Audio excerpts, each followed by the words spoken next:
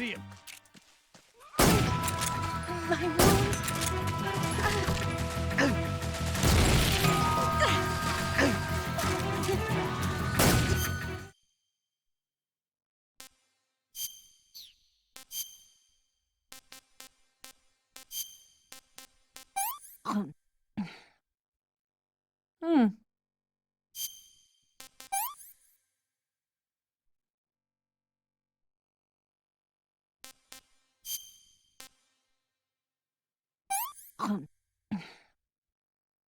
This tastes like crap. Oh, yuck. I can go now. Leave this to me.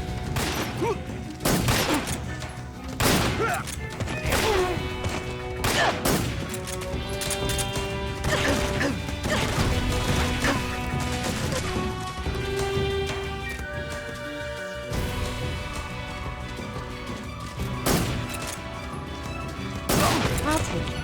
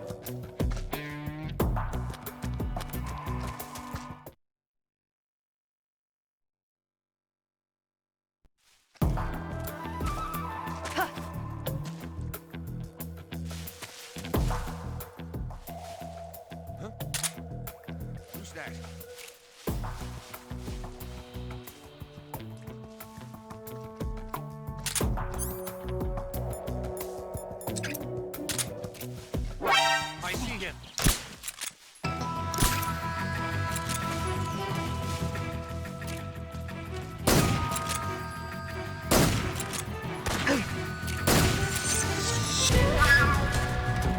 Damn it! Damn it!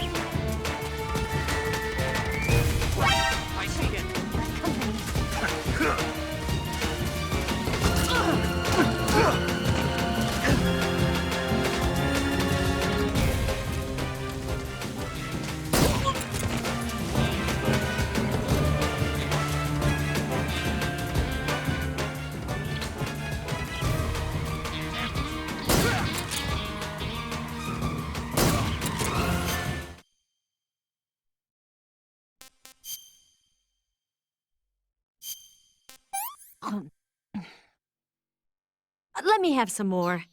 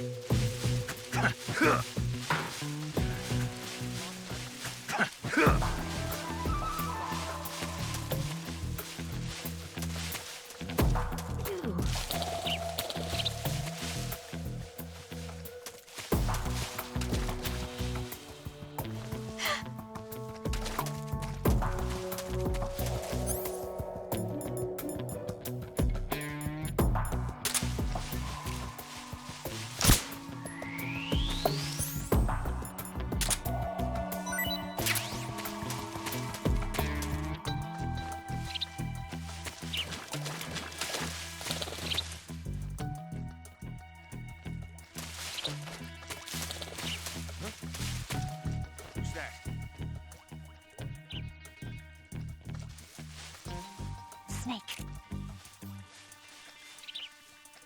I see him. Snake.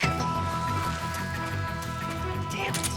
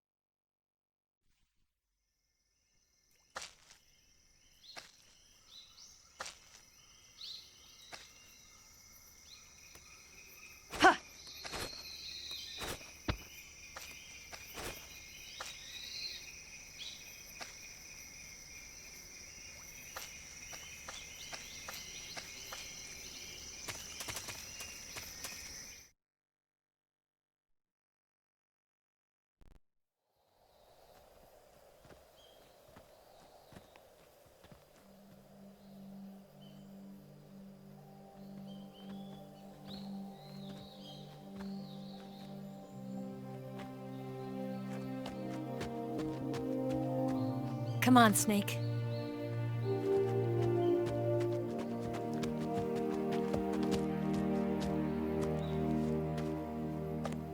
We made it. We made it. Over there.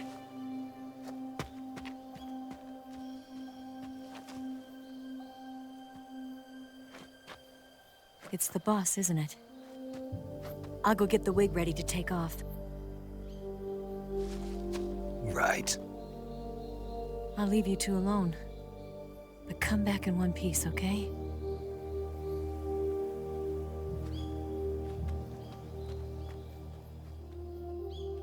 Promise me!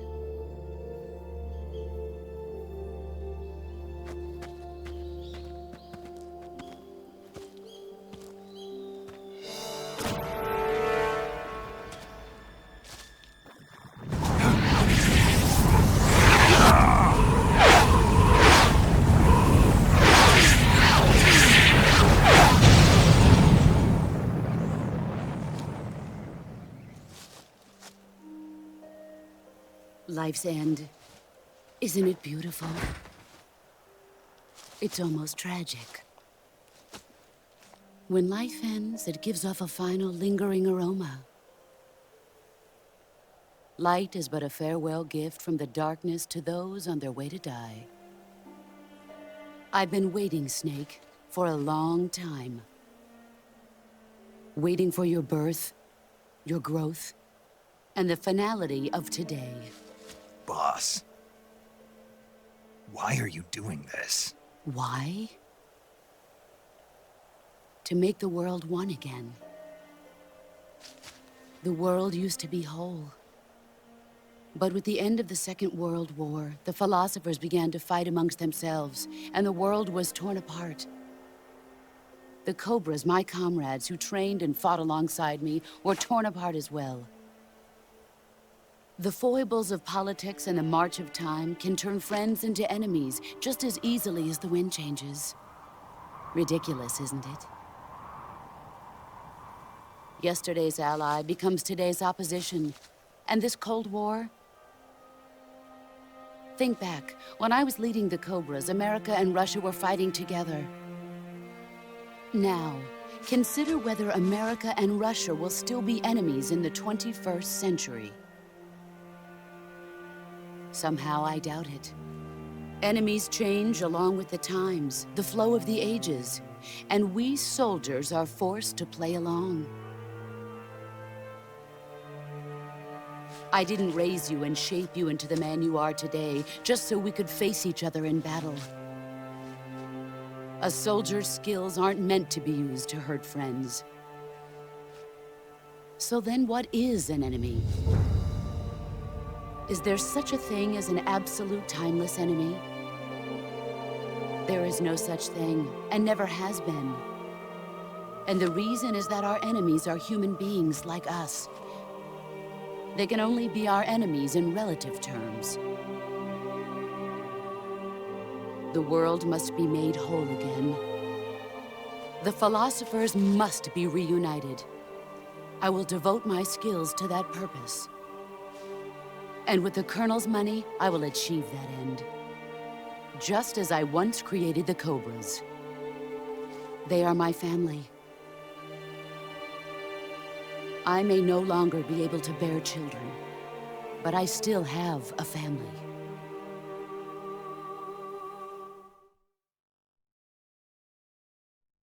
It was November 1st, 1951. I was in the Nevada desert participating in atomic testing.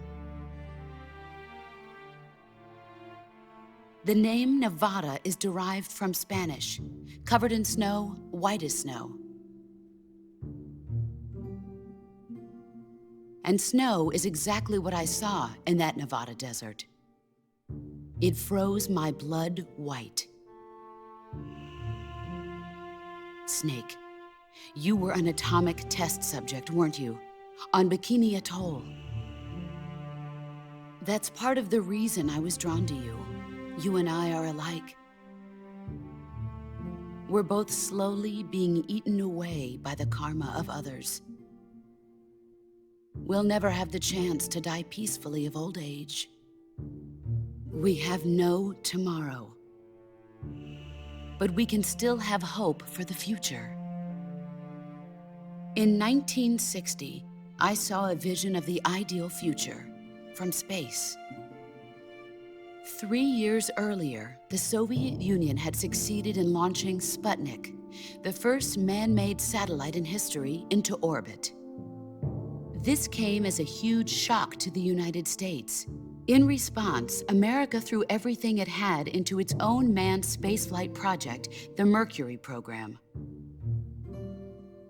Even as the Soviets seemed poised to send their first man into space, America was still experimenting with chimpanzees and rockets. The government wanted human data. So they secretly decided to send a human being into space. I was the one they chose. At the time, they didn't have the technology to block out cosmic rays, and whoever they sent up would inevitably be exposed to heavy radiation. That's why they chose me. After all, I'd already been irradiated once. Of course, you won't find any of this in the history books. I could see the planet as it appeared from space. That's when it finally hit me. Space exploration is nothing but another game in the power struggle between the US and the USSR. Politics, economics, the arms race, they're all just arenas for meaningless competition. I'm sure you can see that, but the Earth itself has no boundaries. No East, no West, no Cold War. And the irony of it is, the United States and the Soviet Union are spending billions on their space programs and the missile race, only to arrive at the same conclusion. In the 21st century, everyone will be able to see that we are all just inhabitants of a little celestial body called Earth. A world without communism or capitalism, that is the world I wanted to see. But reality continued to betray me. In 1961, I was sent to Cuba, to Bahia de Cochinos. It was part of a CIA-sponsored invasion under the guise of taking Cuban exiles back to their country. But the US government betrayed them. Our weak-kneed president held back their air support. Defenseless, the exiles were annihilated by the Cuban army. All I could do was watch in silence. I was set up by the very country I'd sacrificed so much for, by the very government I dedicated my life to defending.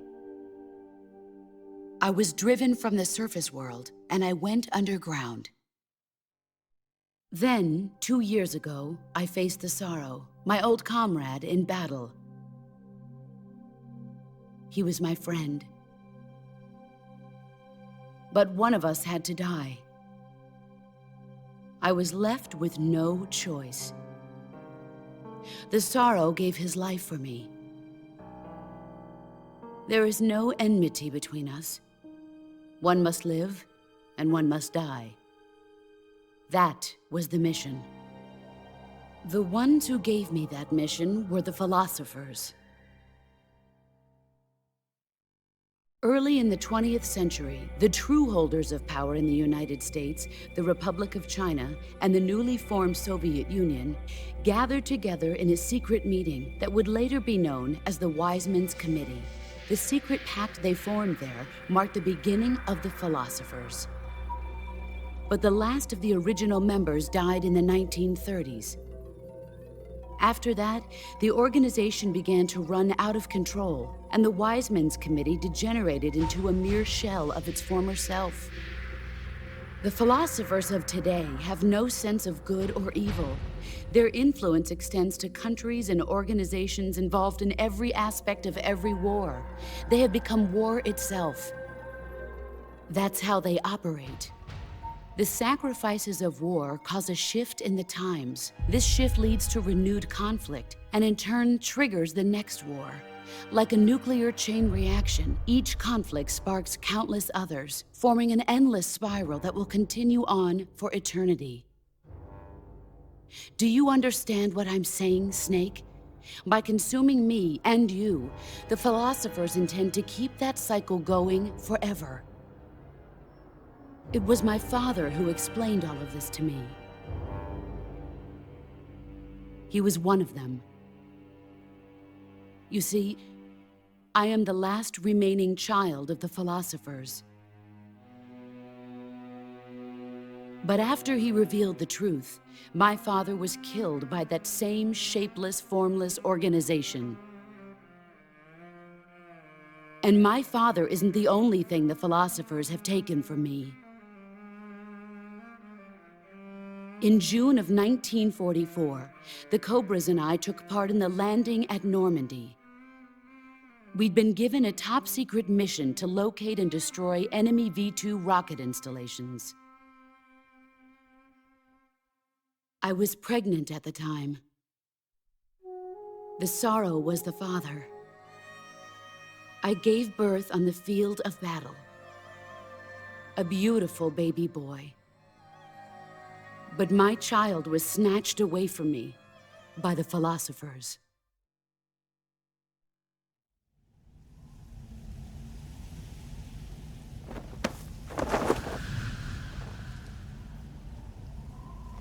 Look at this scar. This is proof that I was once a mother. I gave up my body and my child for my country. There is nothing left inside me now. Nothing at all. No hatred, not even regret. And yet sometimes at night, I can still feel the pain creeping up inside me, slithering through my body like a snake.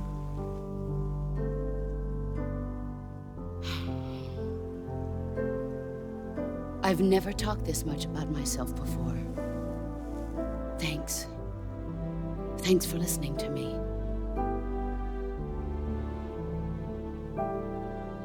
I feel content. Snake, commence the operation. I raised you. I loved you. I've given you weapons, taught you techniques, endowed you with knowledge. There is nothing more for me to give you. All that's left for you to take is my life, by your own hand.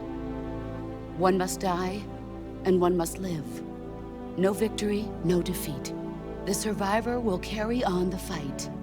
It is our destiny.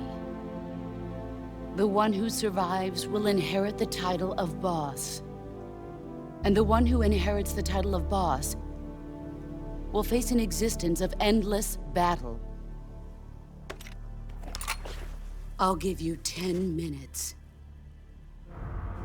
In 10 minutes, MiGs will come and bomb the hell out of this place. If you can beat me in less than 10 minutes, you'll be able to escape in time. Let's make this the greatest 10 minutes of our lives, Jack. Boss? You're a soldier. Finish your mission. Prove your loyalty. Face me.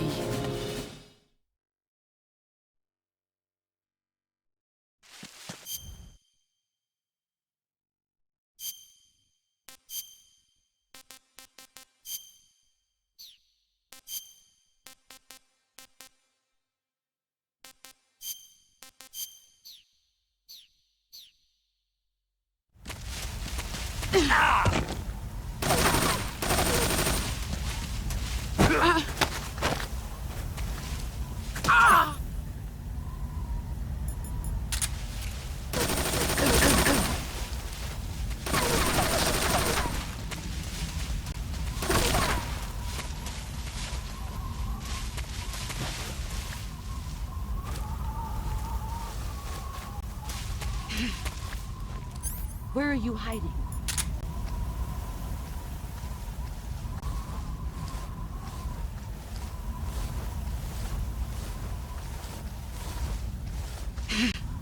There you are.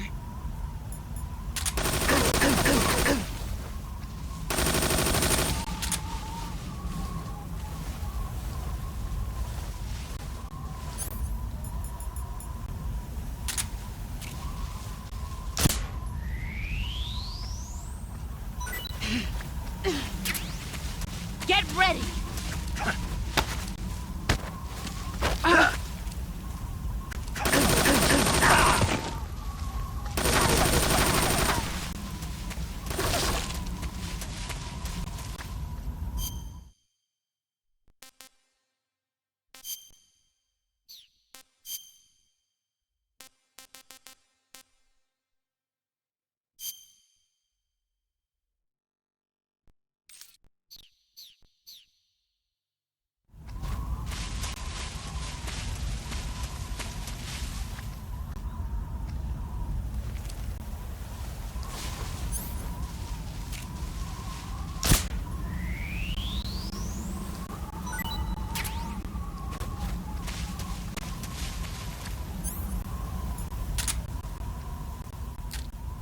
He's gone.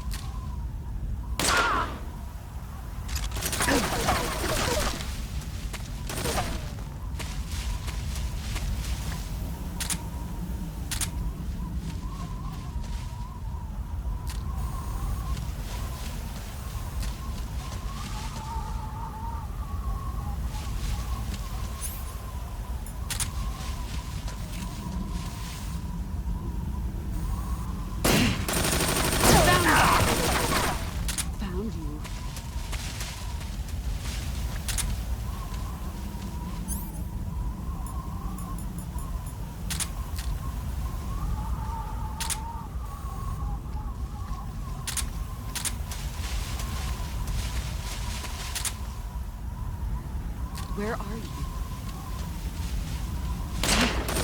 There he is. There he is. Brace yourself.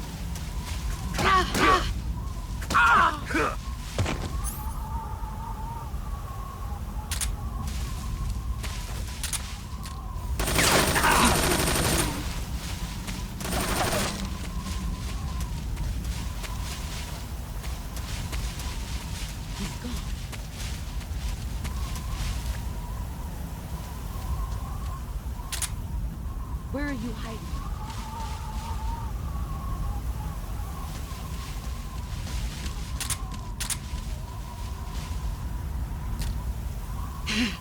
I found it! 5 more minutes. Let's see what you're made of. All these years and still nothing to show. Move or you're dead. Here I come!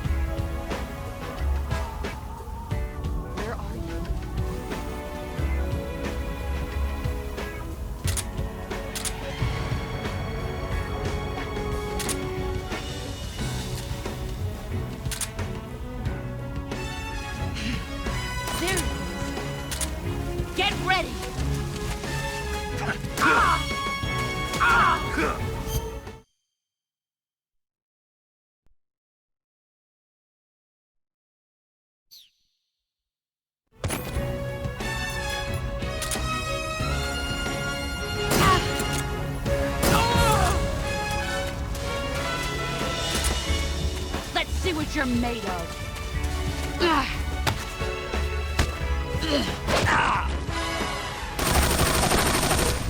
Run quick.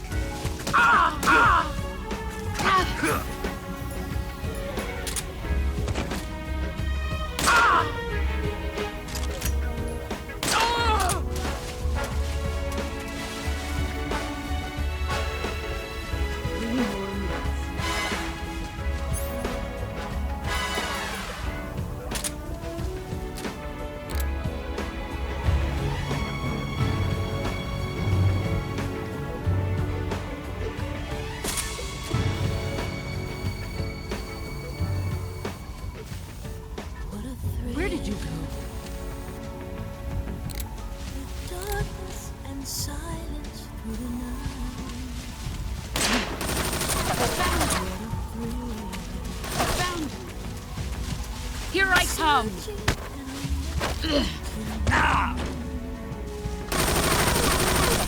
Heads up, Snake. You're so supreme. I give my love, not for honor, but for Brace you. In my time, there'll be no one else. It's the way I fly you. I'm still in a dream, snake eater. Someday you go through the Heads up, rain. And someday you'll feed on a tree frog. It's ordeal, the trial to survive for the day.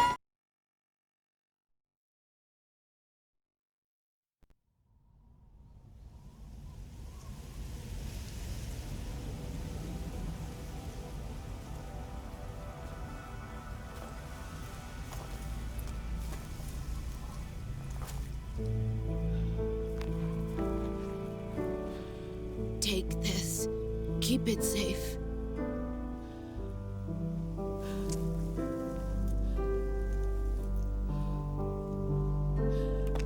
It's our only hope.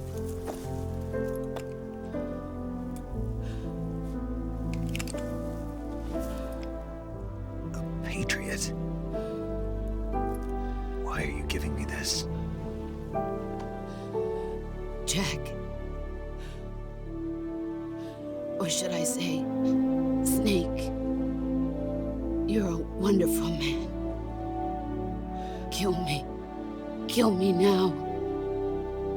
Do it.